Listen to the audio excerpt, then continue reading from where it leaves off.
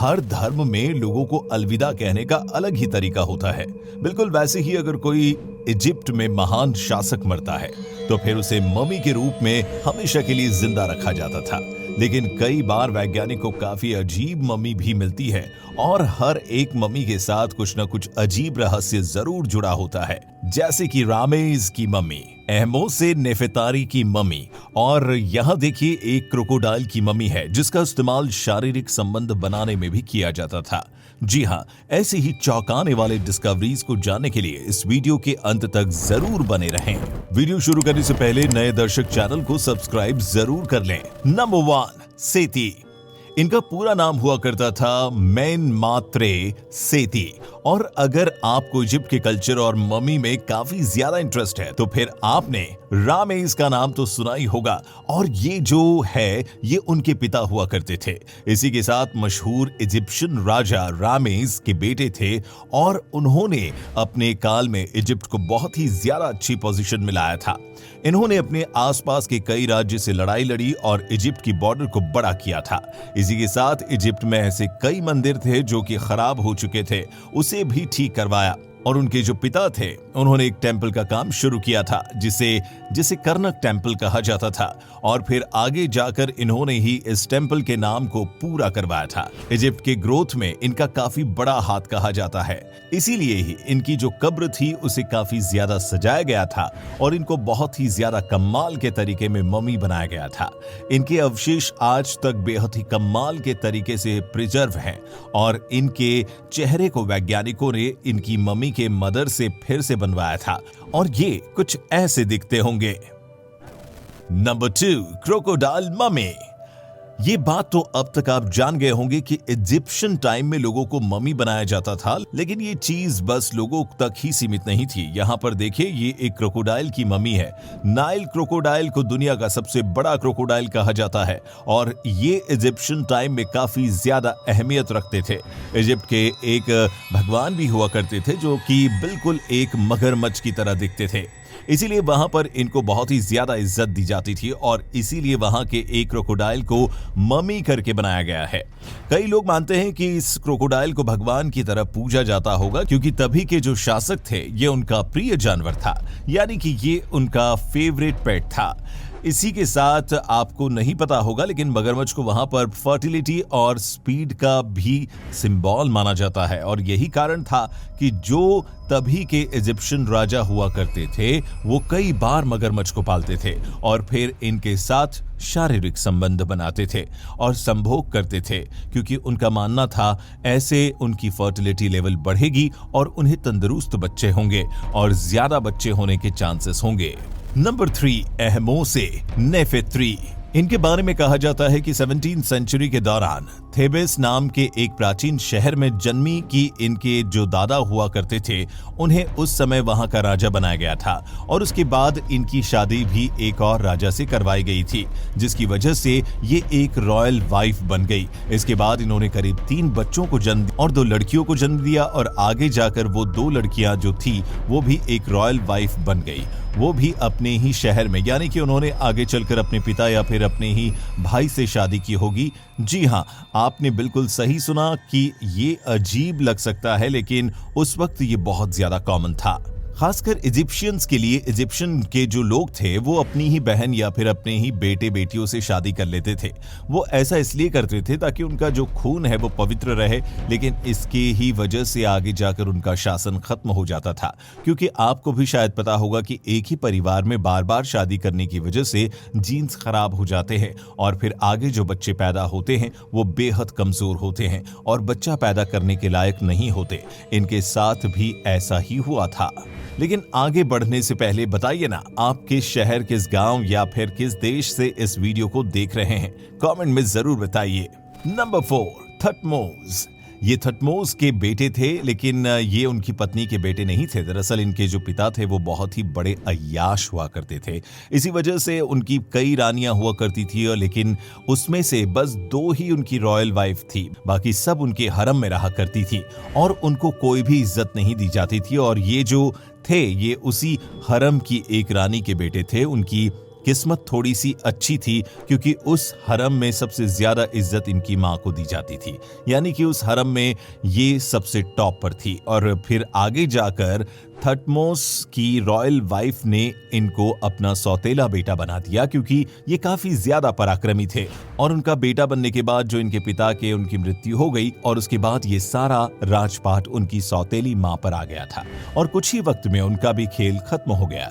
इसके बाद इनको सारा राजपाट पकड़ाया गया था और राजा बनने के बस कुछ ही दिनों के अंदर इन्होंने 20,000 की सेना लेकर अपने आसपास के इलाकों में हमला बोल दिया और उन्होंने इजराइल तक के कई राज्यों को खदेड़ दिया था और वहां पर अपना राज फैलाया था और इसी वजह से इन्हें नेपोलियन ऑफ इजिप्ट कहा जाता था।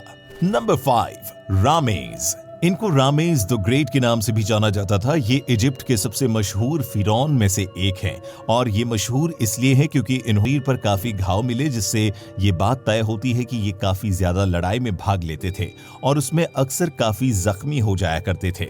इसी के साथ इनका जो आर्टरीज था वो भी काफी कड़क हो चुका था, यानी कि उन्हें वहां पर भी एक बार काफी जोर की मार पड़ी होगी।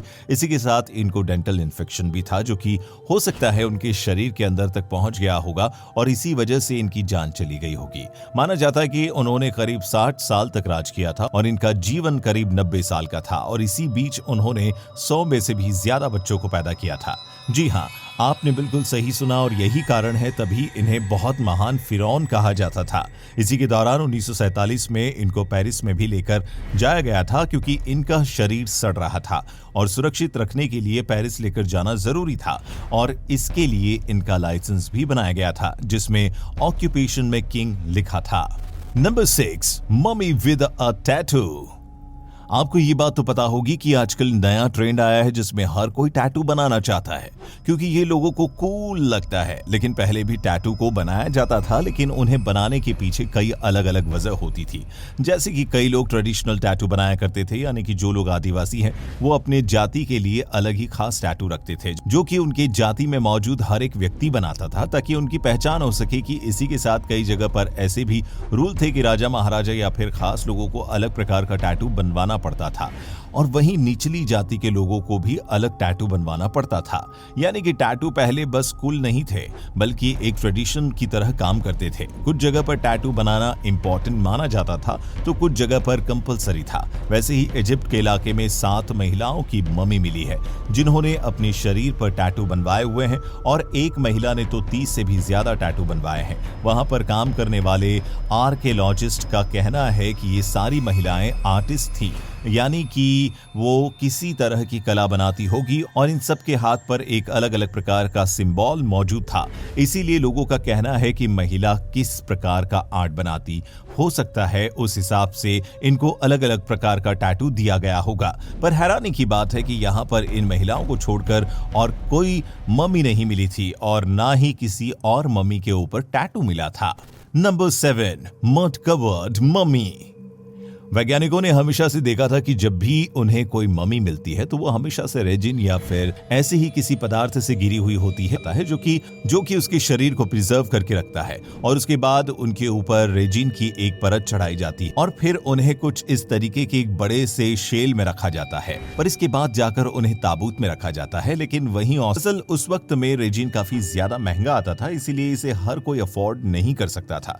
इसीलिए राजा महाराजा या फिर इंपॉर्टेंट लोगों के ममीफिकेशन था और ये जो मिट्टी का बना हुआ मम्मी था ये एक चिप कॉपी थी जो कि एक 20 बरस की महिला के लिए बनाया गया था। अब उसकी ये मम्मी क्यों बनाई गई थी इसके बारे में कोई ज्यादा जानकारी मौजूद नहीं है क्योंकि इसका इतिहास कहीं पर भी नहीं लिखा गया है, जबकि बाकी रॉयल लोगों का इतिहास लिखा होता है। लेकिन ये बात तो तय है कि ये कोई बहुत ज्यादा अमीर महिला नहीं होगी, लेकिन फिर भी उन्होंने रॉयल इजिप्शियन को कॉपी करने की कोशिश की होगी और इसी चक्कर में इनके पास जो भी रिसोर्सेस मौजूद थे उसको मिलाकर इन्होंने मम्मी बनाई होगी, जिसमें से एक है मड यानी कि मिट्टी। Number 8, sacrificial bird. Cornell university के कुछ खोजकर्ताओं को करीब 1500 से लेकर 2000 साल पुराना एक सेक्रेड बर्ड का ममीफिकेशन मिला था। आपको पता होगा कि पहले के वक्त में लोग कई सारी चीजों को सीक्रेट समझते थे, जैसे कि उनके लिए कोई पेड़ जो है वो काफी ज्यादा महान हुआ करता था, यानी कि वो इस पेड़ को नहीं छूते और ना ही काटते। इसी के साथ अगर कोई इस पेड़ को काटता तो उसे मृत्युदंड दिया जाता। बिल्कुल वैसे ही कुछ जगह पर कुछ पक्षी को या फिर किसी जानवर को भी सेक्रेड माना जाता है, यानी कि पवित्र। और बिल्कुल वैसे ही इजिप्ट का ये जो ममीफिकेशन था, इसमें एक पक्षी था और लोगों ने माना कि ये सेक्रेड पक्षियों, यानी कि उस समय में इस पक्षी को पूजा ज्यादा होगा, इसीलिए इसका ममीफिकेशन बनाया गया था। लेकिन थोड़ी बहुत रिसर्च के बाद पता चला कि इसका एक पैर था वो टूटा हुआ था। इसी के साथ इसकी गर्दन थी वो पूरी तरीके से घुमा दी गई थी, यानी कि गर्दन मरोड़ के इसकी जान ले ली गई थी। और इस ममी में रिब केज भी नहीं था। जी हाँ, बिल्कुल आपने बिल्कुल सही सुना। और ये सारी बातें इसे काफी ज्यादा खतरनाक बनाती है, क्योंकि कभी भी किसी भी मम्मी के साथ ऐसा नहीं किया जाता था। इसीलिए फिर इस बात पर कंक्लूजन किया गया कि उस वक्त में सैक्रिफिशियल बोर्ड होगा, यानी कि इस पक्षी की बलि चढ़ाई जाती होगी। और आपको भी पता होगा कि जब भी किसी देवी देवताओं को बलि चढ़ाई जाती है तो उस जानवर की काफी ज्यादा इज्जत की जाती है। जिसे बलि चढ़ाया जाता है तो हो सकता है उसका भी मम्मीफिकेशन बनाकर इसे रिस्पेक्ट दी गई होगी।